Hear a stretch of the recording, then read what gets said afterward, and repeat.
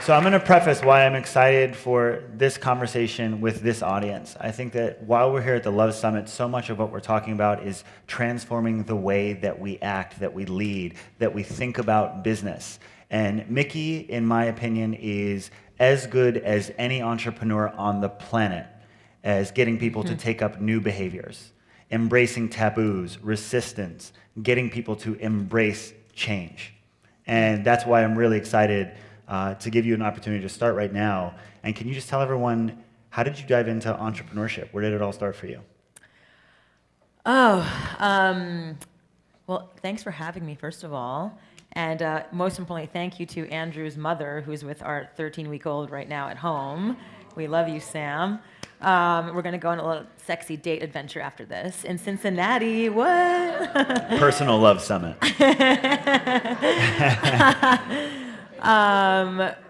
So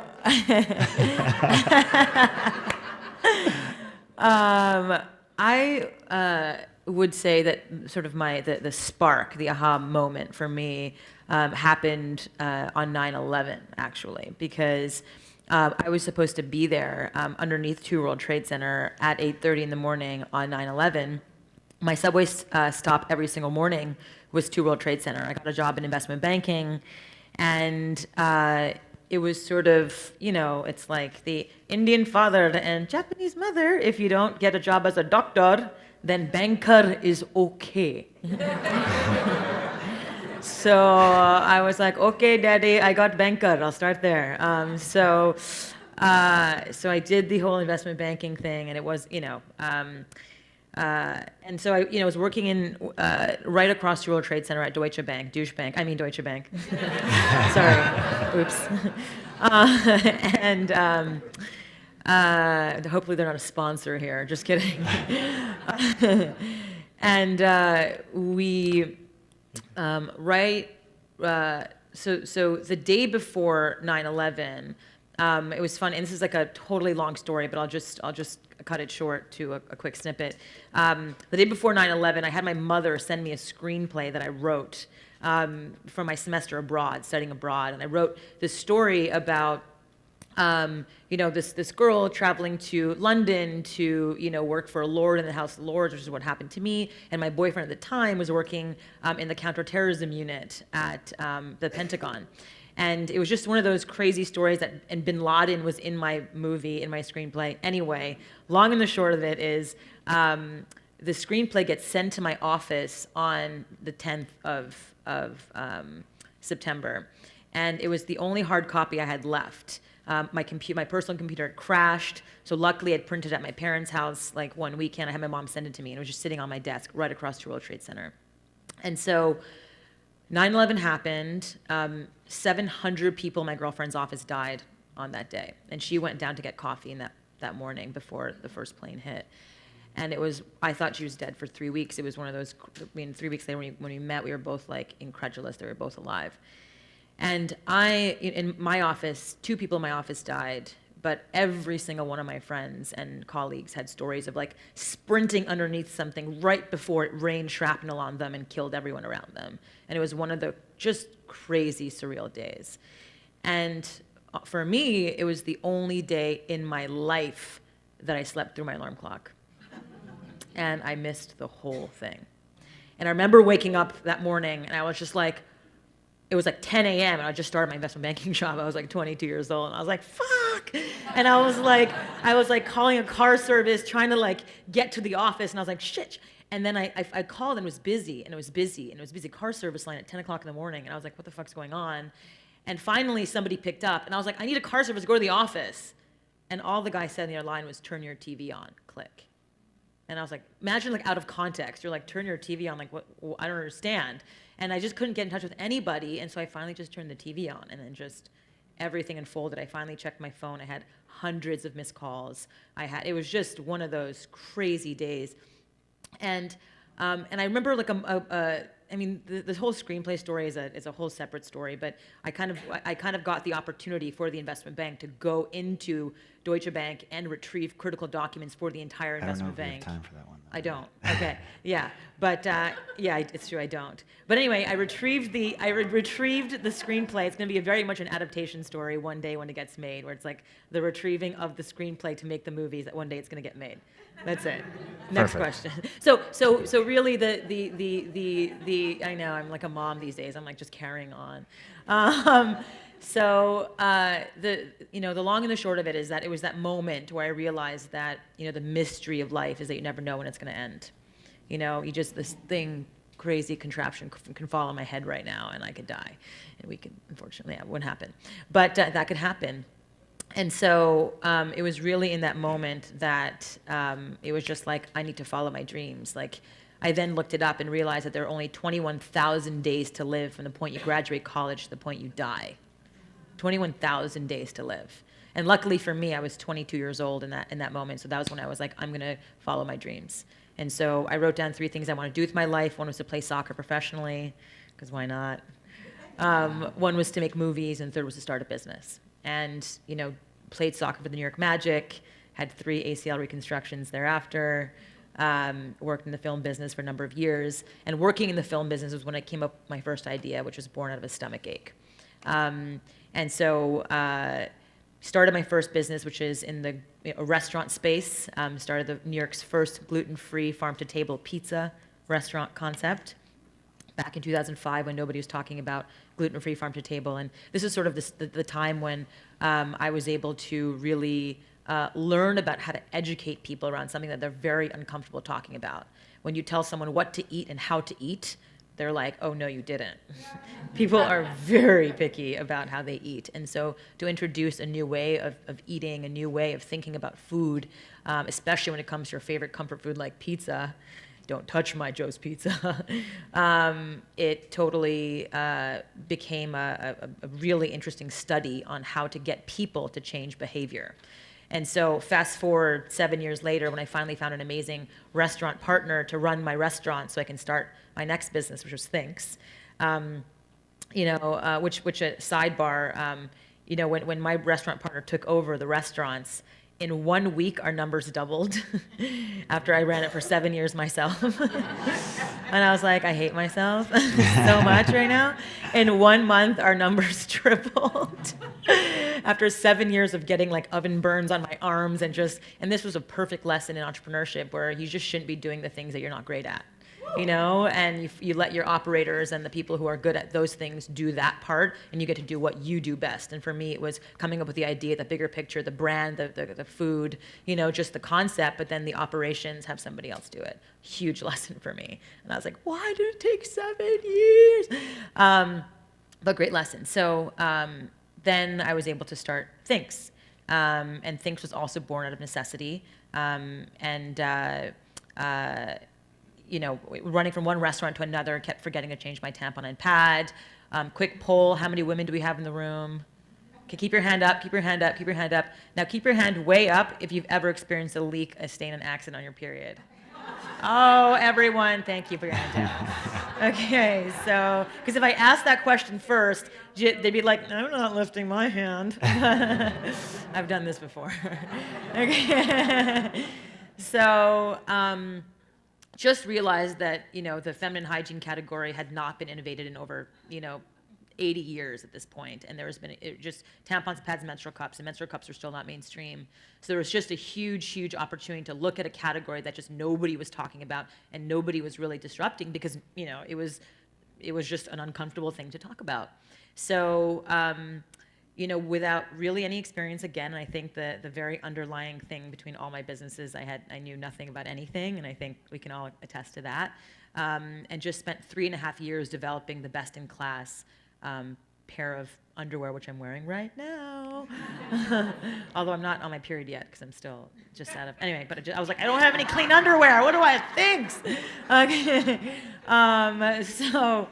So yeah, just, spent 3.5 years creating the product, and then launched quietly in January of 2014, and then launched in 2015, and then since May of 2015, we've had hockey stick growth and went from pretty much negative to by the end of this year, we'll be at $70 million in revenue. So it's very exciting. And for a startup, it's pretty, for period-proof underwear, where people were like, what the hell is that? 2 years ago, it's really exciting to see that transformation happen. And then from there, I started in my newest venture, which is called Tushy, with a tagline for people who poop. And it's looking at the antiquated toilet category. And the way we wipe ourselves has not changed since the late 1800s. The way you go to the bathroom and then you take a piece of toilet paper and then you smear poop up your butt and then sit on fecal matter all day long, that's what we're still doing. And that was introduced to America in 1890 and has not changed. And so there was really an opportunity to look at this category and totally disrupt it. Discovered that toilet paper is killing 15 million trees per year to make toilet paper, is causing almost 30 million combined cases of chronic hemorrhoids, exacerbating hemorrhoids, urinary tract infections, yeast infections, anal fissures, anal itching, all sexy stuff before we go on our love date. Let's talk about anal fissures, honey. Yeah. So really looking at, again, a category that people are very uncomfortable talking about, and creating a best-in-class product. So what I've created is a very simple product that looks like an iPhone next to your toilet. And by the way, go to hellotushy.com. Do not go to tushy.com. It is a porn site with a big butt in your face because it's called tushy.com. So don't go there. I know we were thinking about doing a partnership with them. And we're like, oh, because clean butt. And we're like, no, we're not supporting that. So yeah, hellotushy.com. Really, again, it's basically a simple bidet attachment that it clips onto any standard American toilet and turns any toilet into a bidet in less than 10 minutes. There's no plumbing or electrical required. It's a $69 product. Anybody can do it. It cuts down your toilet paper consumption by almost 85%. And you can just use a few pieces to pat dry, or you can use our organic bamboo butt towels that we also sell. They're antimicrobial, which, by the way, all over the world, they don't use toilet paper, they use towels because you're clean. It's like when you take a shower and you just pat yourself dry. Do you change your towel every time you take a shower? I doubt you do. So it's the same thing. Anyways, we launched that company at the beginning of last year, and we're seeing real growth again, and we can talk about a simple thesis on how we sort of think about changing culture. And I think the common thread through all those things again is we talked about taboos, getting people to embrace a conversation, a narrative that they might be uncomfortable or resistant to. Tell me how that emerged and why that's an important part of your entrepreneurial journey. Why are you so focused on tackling taboos? Well, I mean, the first thing was like, how is it possible that a woman's period is considered shameful? The thing that every human being is here because of it, so you're welcome, okay, on behalf of all women. And it's just so wild to me that it's like we birth men and then somehow there's this, we turn around and then we receive shame for creating life. So there's just this crazy disconnect. I just birthed a little boy, and I'm like, oh, no, son. We're going to make sure that you respect that blood. So that was the first thing. And then, looking at, again, the poop category, Miki in Japanese means 3 beautiful trees. And I love trees. I grew up climbing trees. I grew up in the most, trees create life too. And the fact that we're killing them for the sake of Procter & Gamble deepening their pockets, no offense, or other big companies that just indoctrinated us into a belief system that just isn't serving us as a human species. All of these are just belief systems that we choose or can choose or don't have to choose to believe in today. Maybe back then it was the best form of way to clean yourself, or tampons were the most inventive thing. By the way, tampons were invented by men. But, in 1931, because women were not getting invested in, story for another day. But it's very much obvious shit, pun intended, And so I think it just required a level of focus on it and to talk about it in a way that wasn't time of the month, about that, the dot at the end of a sentence, get what I mean? And it just period, you just we don't want to say that. Just say period, say poop, No, I'm just kidding. I don't know. That doesn't quite translate in the same way, but you know what I mean. So it was just very much looking at things in a fresh lens. And in my book, my new book coming out, we'll talk about later or in a second, is really just looking at many disruption, like parts of the world, the system that we live in, and how to disrupt them. It's called Disrupt Her. But we'll get to that in a second. Totally. When you were talking about the THINX journey, we talked about the hockey stick, and she briefly, only for a moment, talked about being $20,000 in the hole. $60,000 in the hole. 60,000. How many of you guys heard that? Didn't stand out. We thought about the hockey stick growth, right? We heard 70 million. That's what stood out. So what I actually want to shift our focus back to is back to that moment in time. Yeah. Because you've been there with each of your businesses at different moments. And so what I'd love to hear is, how have you endured those valleys? How have you manifested this resilience to endure those challenges, to overcome those? How did love and compassion play into that? Yeah, I mean, I think there just needs to be sort of a maniacal sort of like focus on, what your mission and purpose is. And I think everyone in this room is so purpose driven, and everyone here talks with so much like just deep conviction in what everyone's doing. And I think that's the whole point, is that we are able to, it's not about necessarily only the profit piece. It's the purpose piece too. I sit in the board of Conscious Capitalism as well. And I just flew back from Austin for the Conscious Capitalism CEO Summit. And it's just like, you can actually build and change the human species in the way we're going just through conscious business. It's actually not necessarily nonprofits. It's not necessarily government. It's not necessarily, all of these other types of organizations that is going to truly impact and change the world in the best way possible. It is business, conscious businesses, because there is incentive there. And so I love the idea of being fully incentivized, both from a purpose standpoint and from a values standpoint, because we are competitive too. Like, we love like the sport of just like creating something and making it bigger and better, or just better, not necessarily bigger, but better always. And one of my favorite things I say to my teams is iteration is perfection. It's not being perfect. As women, we're told, look perfect, sound perfect. Before you say anything or do anything or present anything, everything needs to be absolutely perfect. And it's like, no, it's not about being perfect. It's the iterative process that's perfect. It's constantly making small little adjustments all the time that, keeps you going. And I think it's the companies and the people that stay stagnant are the ones that die. They say that almost 90% of Fortune 500 companies from 1966 are no longer in existence today. 90%. Can you repeat that statistic? 90% of Fortune 500 companies from 1966 do not exist today because they didn't understand the ever important iterative process. And so I think for me, I think it's always, working on yourself, working on your own personal growth is equally important as constantly making mistakes in your business and adjusting and making adjustments and making adjustments. It's a going in and going out at the same time that has to happen, I think. Thank you. So you have a new book coming out. It's called Disrupt Her.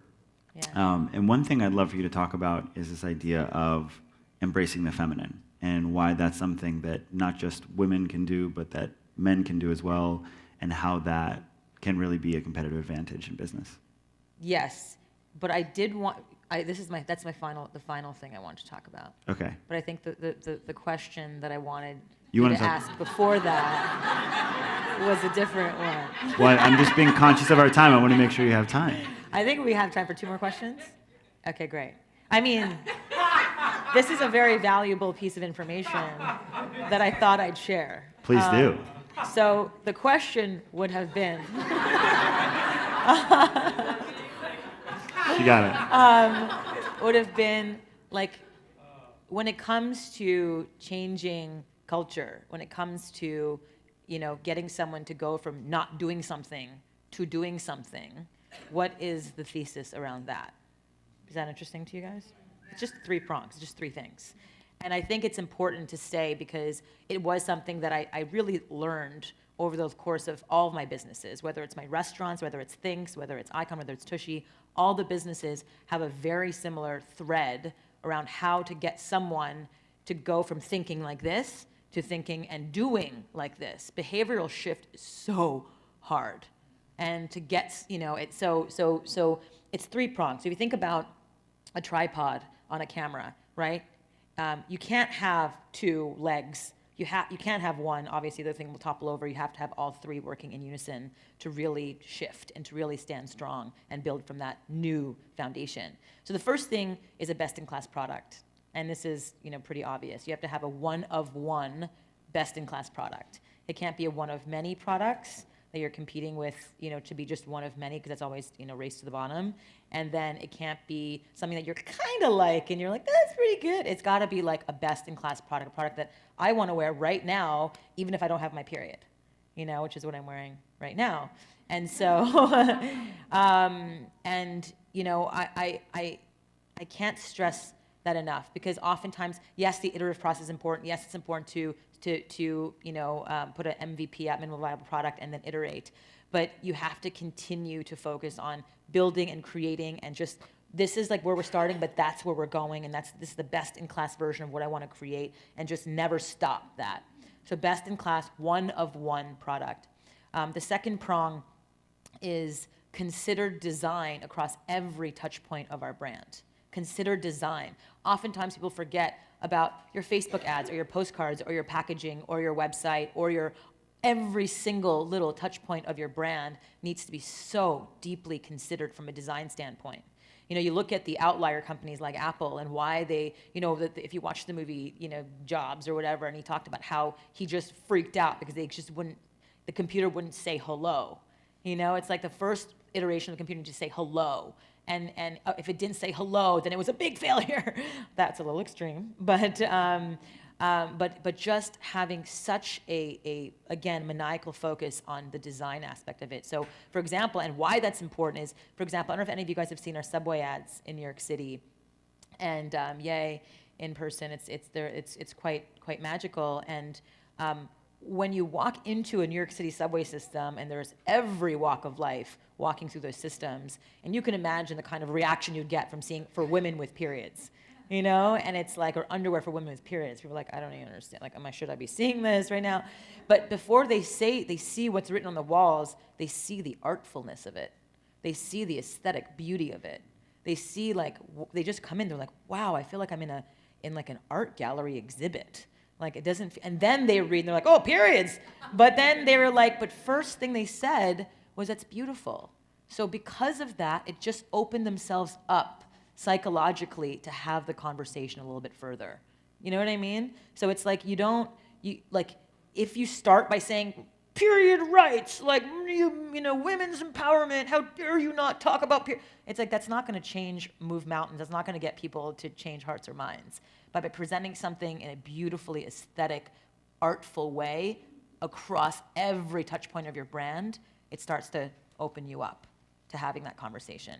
And then the third prong is equally important in that opening up, is accessible, relatable communication across every touch point of the brand.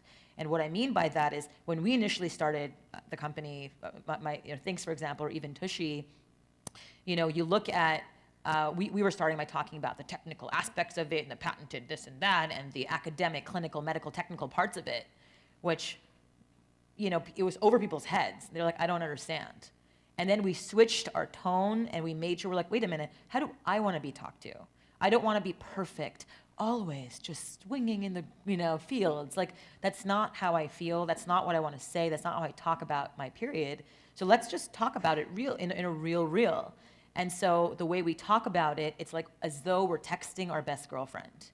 When you text your best girlfriend, you write in a certain way, abbreviations, you write whatever, and you just don't think. You're just like, right?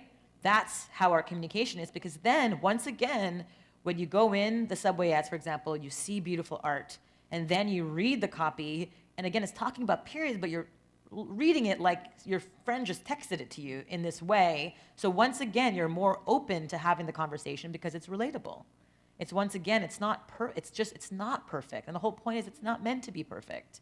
It's not meant to be thought through to a point of like, oh, maybe we should say it. It's just like, no, how would you just to your girlfriend? And then most often, it's like the first idea is the best idea, because then you start refining. All of a sudden, it's like rehearsed again, and you don't want that. So if all three of those touch points are working in unison across any new kind of company, you will start seeing a shift pretty quickly. I'm really happy I asked that question. Are you guys? So again, I want to shift back to the idea of your book that's coming up. Great. Which I'm very excited about. Excellent question, Andrew. So the book coming out, Disruptor, the idea of unleashing the power of the feminine in business and how that can be a competitive advantage. Tell me a little bit about why this is the next book that you're going to write. So yeah, my first book was called Do Cool Shit, with a subtitle, Quit Your Day Job, Start Your Own Business, and Live Happily Ever After. And it was very much about sort of like, starting with nothing, never raising money before, never getting press before, never building a brand before, never building a team before. Just all the new stuff that was happening, came from that. And now, like 5 years later, since that book was written, now it's really about so much of it's going inward. And I spent the last 3.5 years working with a life and leadership coach. And I can't tell you like how much it's transformed my life. And, and it's so against my like Asian genes, because my father was like, life coach? What is that? I could teach you about life, And I'm just like, in the same way, like at Cornell, I was studying communications. Like, communications? What is communication? I could teach you communication. Like, I don't understand. $32,000 per year for communication? What is that? And I'm like, that's okay. But at the time, it was only $32,000 a year. Wow. Today, very different. So the book is really, it's called Disruptor, and it's looking at 13 areas of our world and our lives, and really seeing them through a fresh new lens. In the same way, like thinking about periods or thinking about poop or thinking about all these things that are taboo in our society, let's look at 13 real other areas in our lives that are more just a daily part of our existence, that we are trapped in sort of a masculine thinking, where it's, if we talk about in this space, like how men and women have a feminine, masculine side, but unfortunately, for so many years, the masculine, had to be dominant because we don't want to be gay, or there's so many reasons why the feminine was seen as something not, okay for men to show. Oh, you're a sissy, all these different things. And so as that sort of societal language kept, permeating through the system, just like men can't cry, men can't emote, men can't feel, yet they have all that brewing inside of themselves.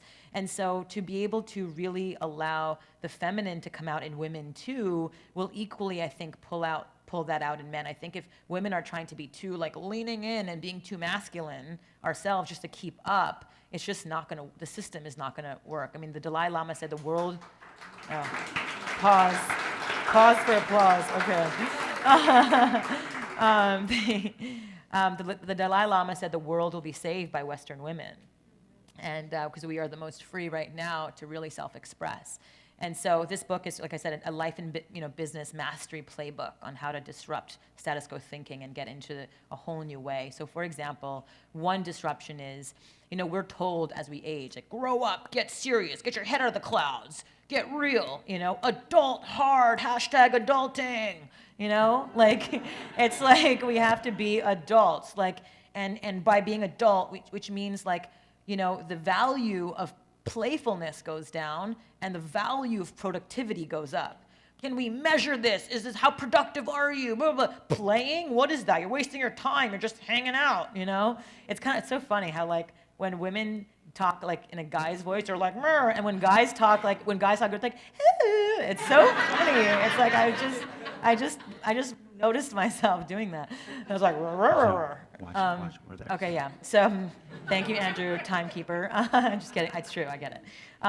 So really, it's really so the disruption, the first disruption in the book, and it becomes very like it's sequential for a reason. It's written that the 13 disruptions follow a certain order for a very specific reason. But the very first one is you can still live in a state of childlike playfulness, curiosity, wonder, and awe, and be a responsible adult at the same time. You can be both. The idea for THINX was born out of a 3-legged race at my family barbecue. My sister started her period in the middle of a race, and she bled everywhere, including into my sock, because we're three-legged race tied to each other. And so she, we rode up the stairs into the bathroom so she can wash out the blood from her bathing suit bottoms, and that's when the idea hit. Had we not played, had we not hung out at Agrapalooza, which is the name of our family barbecue, then this whole movement would never have happened. And so can we both value playfulness and productivity at the same time as adults? Yes, we absolutely can. And so we talk about that. At the end of every chapter, there's a children's book, because most adults are visual learners too. To read books that have no pictures in them makes no sense. A picture's worth 1,000 words. So anyway, at the end of every chapter is a children's book, and you'll have to get the rest later. And so for those of you that want to keep up with Miki, where's the best place to find you online? Yes, you can, find me at mikiagrawal.com, and you can see all of my projects there. And then if you want to follow me on social, Instagram's probably the best, and it's just at Miki Agrawal. Thank you very much. Oh, and if you guys want to check out Tushy, you guys can use the discount code MikiFriend, all caps, and wash your butts nice and clean. Remember, hello Tushy, not Tushy. Tushy.com. Thank you very much. Thanks, guys. Have an amazing day.